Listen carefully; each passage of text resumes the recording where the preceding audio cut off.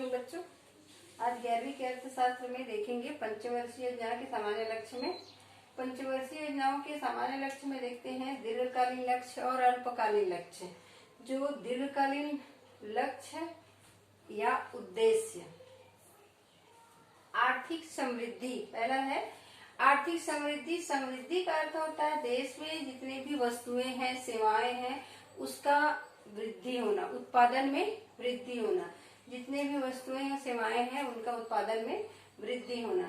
तो आर्थिक समृद्धि में वृद्धि हुई क्योंकि देश की जितने भी वस्तुएं हैं, सेवाएं हैं, उसके उत्पादन में वृद्धि हुआ। उत्पादन में वृद्धि होने से ही जो अन्य जो सेवाएं हैं, अन्य जो उनसे जुड़े हुए और जो उत्पादन है वो भी उन्हीं से जुड़े हुए हैं, तो उनमें भी वृद्धि होता है। क्योंकि जितना हम वृद्धि करेंगे उसके अनुसार उसके उत्पादन का है, वो बड़े बड़े उद्योग हैं, उनसे जुड़े हुए हैं। जिस स्तर से उत्पादन बढ़ रहा है तो उसके अनुसार उससे जुड़े हुए लोगों का भी आय स्तर बढ़ता है, उपभोग स्तर बढ़ता है।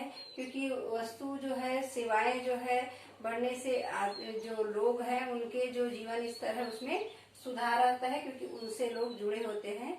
और ये लक्ष्य रखा गया और इसमें आर्थिक जो समृद्धि है वो विकास हुआ है, क्योंकि उनके बारे में सोचे, वस्तुओं के सेवाओं के उत्पादन को बढ़ाने के बारे में सोचे। तो वो जब उत्पादन बढ़ा तो लोगों के जीवन स्तर में भी ऑटोमेटिक सुधार हुआ।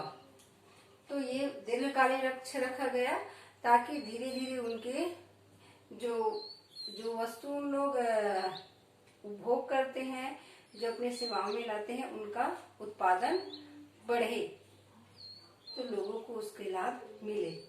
दूसरा है पूर्ण रोजगार। पूर्ण रोजगार हमारा दूसरा दीर्घकालीन लक्ष्य रखा कि लोगों को रोजगार मिले, पूर्ण रोजगार, बेरोजगारी जो है दूर हो। जो काम करने के इच्छुक हैं और जितना हम काम के बदले पैसा देना चाह रहे हैं उतने पैसे में वो काम करने के लिए तैयार हैं और शारीरिक मानसिक रूप से काम करने के इच्छुक हैं और लायक है, वैसे व्यक्ति कोई खाली न रहे, सबको उनके अनुसार काम दिया जा सके, कोई खाली न रहे और उनका जीवन स्तर सुधार। तो ये बड़ा उद्देश्य रखा गया कि यहाँ देश में बेरोजगारी को हटाना है, पूर्ण रोजगार बनाना है। जो जितना मेहनताना उसको मिल सके उसमें वो अगर राजी है, करने के लिए तैयार है और करना चाहता है, अपने हिसाब से जो काम करना चाहता है वो काम उसको मिलना चाहिए। तो बड़े बड़े पूंजीपति से या सार्वजनिक क्षेत्र में बड़े बड़े उद्योग खोले गए और जो है कृषि क्षेत्र में है, उत्पादन क्षेत्र में बढ़ोतरी किए गए ताकि लोगों को ज्यादा से ज्यादा रोजगार दे सके, इनकी व्यवस्था की गई। तीसरा है न्यायोचित वितरण या समानता। न्यायोचित वितरण या समानता में है कि बड़े बड़े जो कार्य किए गए, सार्वजनिक कार्य है, जो भी कार्य किए गए हैं उसको समानता के रूप में बांटना। जो भी कार्य कर रहे हैं समाज के, पहले तो सभी वर्गों को दिया जाता था। समानता का अधिकार है मतलब सभी वर्ग को, बड़े को पहले दिया जाता था, फिर बाद में ऐसा चौथी पंचवर्षीय योजना के बाद ये लक्ष्य रखा गया कि जो गरीब वर्ग है उनको पहले दिया जाए, जो इसका अधिकार है। क्योंकि जो गरीब है उसके पास कुछ नहीं होता, तो जो सुविधाएं हैं, जो सार्वजनिक उपकरण के जो भी है, जो सुविधाएं दे रहे हैं, स्वास्थ्य, शिक्षा है, जो भी है सार्वजनिक सुविधा हम दे रहे हैं, वो मध्यम गरीब परिवारों को पहले मिले ताकि ये समानता बनी रहे, सबको दे और सबको बराबर इसका अधिकार मिले। तो ज्यादा मात्रा में पहले किसको दिया जाता था? गरीब वर्ग को, ताकि अमीर और गरीब में समानता बने रहे। तो ये समानता के बारे में सोचा गया, कर के रूप में उससे लेना और गरीब वर्ग में बांटना, ये भी समानता के एक कारण है। आधुनिकीकरण। आधुनिकीकरण है जो उत्पादन कार्य है, कृषि कार्य है, उसमें आधुनिकता लाना और उद्योगों का नए नए मशीनों का उपयोग करना जो कम समय में अधिक उत्पादन कर सके और क्वालिटी भी अच्छी रहे, और जो कृषि का तरीका है वो भी पुराने तरीके से ना रहे, नए तरीके का इस्तेमाल करे, उत्पादन बढ़े, खादों का प्रयोग करे, नए नए मशीनों का उपयोग करे तो कम समय में अधिक उत्पादन हो और इसमें समय समय भी कम लगे और एक साल में 2-3 फसल हम ले सके। तो इससे क्या है, आधुनिकीकरण बढ़ा और ये मुख्य उद्देश्य रहा ताकि उत्पादन भी बढ़े और जो हमारे उपयोग की वस्तु है, खाद्य वस्तु है और उद्योगों के लिए कच्चा माल है, ये सब के लिए आधुनिकीकरण करना बहुत जरूरी हो। और 5वां दिया है आत्मनिर्भरता। हमारा अपने देश को आत्मनिर्भर बनाना है। आयात के क्षेत्र में, निर्यात के क्षेत्र में जो भी वस्तु हम अपने देश में उत्पादन कर सकते हैं तो उसको हम क्यों बाहर से मंगाएं। उसके लिए हमको आत्मनिर्भर बनना है, क्योंकि जो हम यहाँ पर उत्पादन कर सकते हैं, हमारी जो यहाँ की भूमि है वो उत्पादन करने में सक्षम है, तो उसको हम यही उत्पादन करें, उसको बाहर से ना मंगाएं। तो इसके लिए आत्मनिर्भर, क्योंकि उद्योग है, कृषि है, अन्य क्षेत्रों के जब हमारे यहाँ उत्पादन नहीं होता था, हम दूसरे देशों से मंगाते थे, तो वो काम ना करके हम अपने ही देश में इसका उत्पादन करें तो हम बाहर दूसरे देशों से आश्रित ना रहे, हमें आयात ना करना पड़े। इसके लिए हमको आत्मनिर्भर बनने का यहाँ पर लक्ष्य रखा गया।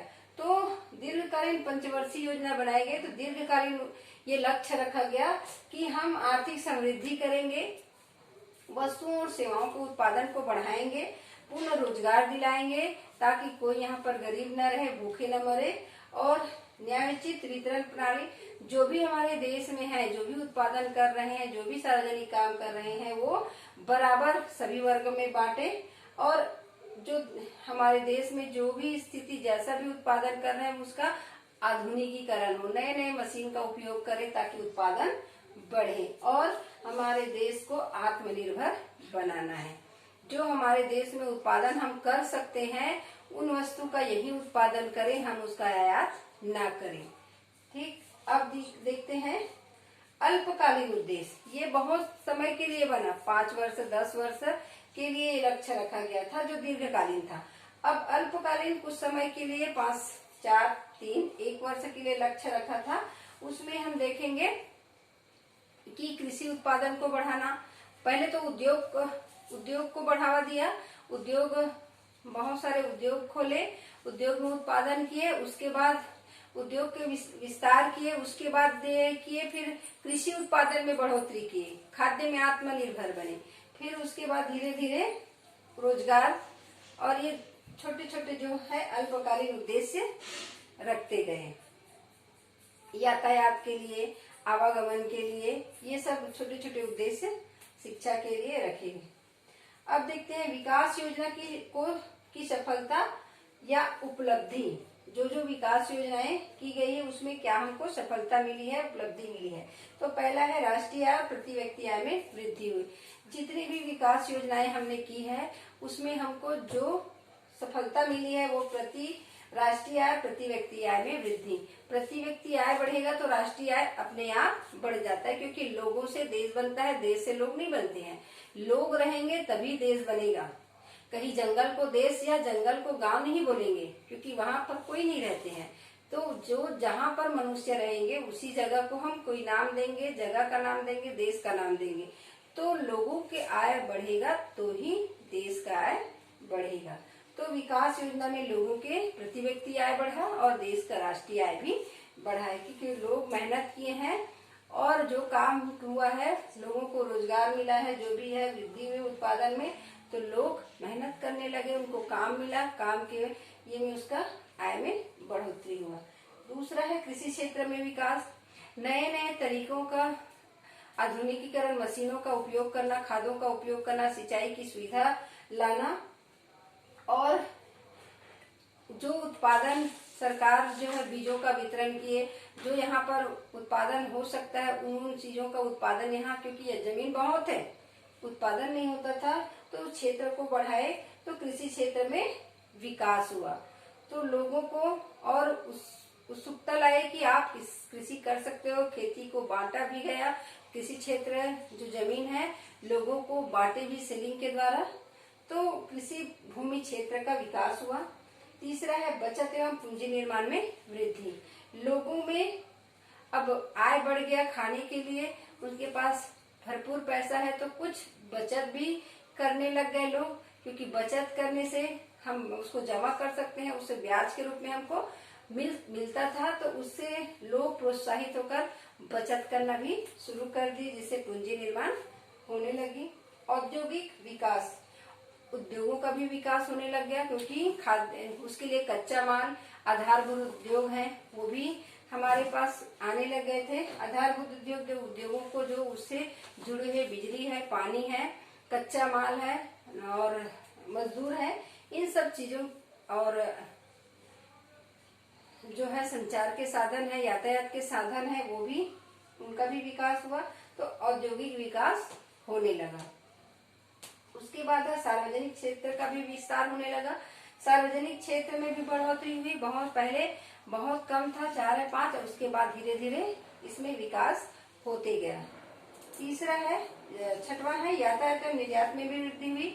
आयात निर्यात में भी वृद्धि, क्योंकि हमारे पास पैसा आ गया, हम मुंह में ताकत आ गई कि हम कुछ भी वस्तु खरीद सकते जो हमारे देश में नहीं है, और हमारे पास ज्यादा वस्तु हो गया तो उसको हम बेच सकते हैं, और उसी पैसे से हम वहां से भी वस्तु मंगा सकते हैं। मतलब हम जो यहाँ से भेज रहे हैं उस पैसे के बदले में वहां से हम सामान मंगा रहे हैं। तो आयात निर्यात, तो किसी भी वस्तु का यहाँ पर हमारे देश में कमी नहीं पड़ रही है। तो आयात निर्यात में भी वृद्धि, क्योंकि हम लेन देन क्यों करेंगे, जब हम सक्षम रहेंगे तभी हम लेन देन करते हैं। तो आयात निर्यात में भी वृद्धि हुआ। बैंकिंग क्षेत्र में भी उन्नति हुआ। बैंकिंग क्षेत्र में उन्नति, क्योंकि लोग बचत कर रहे हैं, बचत करने से पूंजी निर्माण बढ़ता है, पूंजी निर्माण बढ़ने से लोग जमा करेंगे और उसी का फिर विस्तार होता है, लोगों को कर के रूप में दिया जाता है। तो धीरे धीरे बैंकों का भी विस्तार हुआ।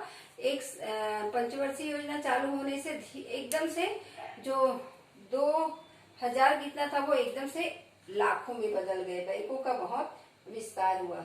बिजली उत्पादन में भी वृद्धि हुई। बिजली उत्पादन, क्योंकि ये आधारभूत है, पूरे उद्योग का, पूरे देश का आधार है ये बिजली।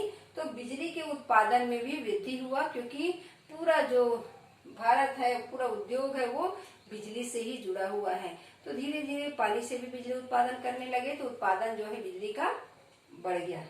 परिवहन एवं संचार में भी वृद्धि हुआ, क्योंकि ये सब जुड़ा हुआ है। किससे जुड़ा हुआ है? परिवहन एवं संचार। क्योंकि परिवहन रहने से और सड़क रहने से, संचार के साधन रहने से हम कोई भी कार्य कर सकते हैं, कहीं भी आना जाना कर सकते हैं। और अगर सड़क व्यवस्था, रेल व्यवस्था अच्छी हो तो कच्चा माल लाने ले जाने में, बना हुआ सामान मार्केट में बेचने में और इधर उधर फैलाने में इसकी बहुत ज्यादा भूमिका होती है। तो ये इनका भी विकास धीरे धीरे हुआ। उसके साथ शिक्षा का भी विस्तार हुआ। शिक्षा के साथ साथ स्वास्थ्य का भी विस्तार हुआ और सामाजिक जो कार्य है उनका भी विस्तार हुआ। हमारे देश में जितने भी और उपभोग के क्षेत्र में भी हम जो चीज पहले नहीं खाते थे, जो चीज हमको नहीं मिलता था, वो भी मिलने लग गया खाने की चीज। शिक्षा तेजी से विकास करने लगे, सबकी रुचि उसमें जाने लगी, क्योंकि बहुत सारे साधन हो गए। और उसके बाद धीरे धीरे जब शिक्षा में विस्तार हुआ, स्वास्थ्य में भी विस्तार होने लगा, लोग अपने बारे में सोचने लगे और बहुत सारे स्वास्थ्य हॉस्पिटल खुलने लगे, स्कूल खुलने लगे। और उसके बाद धीरे धीरे धीरे धीरे प्रत्येक कार्य में वृद्धि होते गए। तो विकास कार्य जो हुआ, विकास योजनाएं, तो बहुत सारी सफलताएं इसमें मिली हैं। तो आपको 6 अच्छे से याद करना है, 6 को लिखना है। तो बहुत सारे बता दें, जो आपको अच्छा लगे, जो सरल लगे उसको आप नोट कर सकते हो।